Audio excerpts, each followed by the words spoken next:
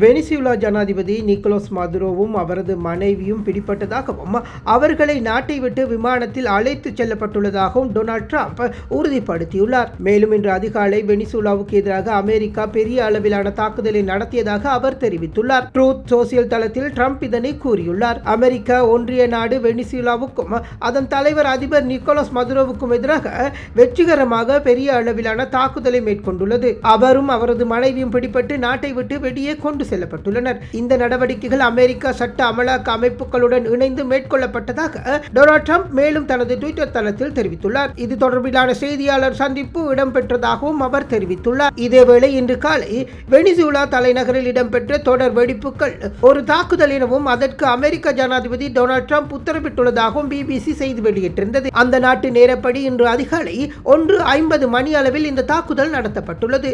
Venezuela இராணுவ முகாம்கள் சிலவே இத்தாக்குதலுக்கு இலக்கானதாக குறிப்பிடப்பட்டிருந்தது.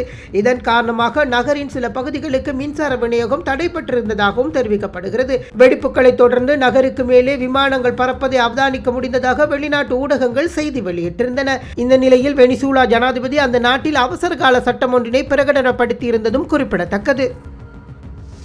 மேலதிக செய்திகளுக்காக எமது யூடியூப் தளத்தை சப்ஸ்கிரைப் செய்யுங்கள்.